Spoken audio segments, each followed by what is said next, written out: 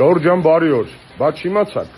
երեկվա ասուլիսում Նիկոլը ոչ միայն փաստացի մեղադրեց Իսրայելին, որ անկախ չի, ինքնիշխան չի, որովհետև դիջիտալի խնդիրներ ունի հարևանների հետ։ Ոչ միայն Սաշիկին ծախ կյանք 50-50-ի մեջ էր մեղադրում, ոչ մի բան չապացուցեց, բայց ինքը փաստացի 50-50-ի մեջ մտավ Ալիևի հետ, կիսելով $1 միլիոն, որ վաստակել է մեր եւ մեր երեխաների արյան ու մեր հայրենիքի հաշվին, ու դա դեռ սկիզբն է։ Նիկոլը փաստացի հերքեց նաեւ Ամերիկայի փոխնախագահի այցելության ժամանակ դաշտ նետած բոլոր փուչիկները։ 9 միլիարդ ներդրում, չկա տենց բան, ոսկե 4 միլիարդի մասին է։ 9 միլիարդի ատոմակայանի կառուցում եւ պահպանում, չկա տենց բան, ատոմակայանի հետ կապված բանակցությունները շարունակում են։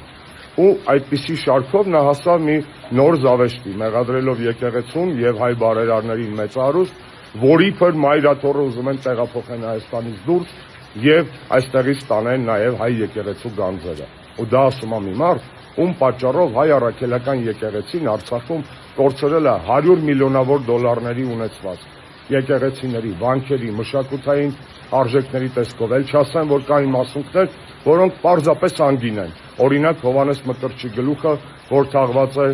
Գանձասարում։ Նիկոլ Փաշինյանի ստերը ունեն վաղեմության ժամկետ։ Եվ ես ձեզ պարբերաբար դրանց մասին կտեղեկացնեմ այս նոր ձևաչափով։ Բայց իմացաք,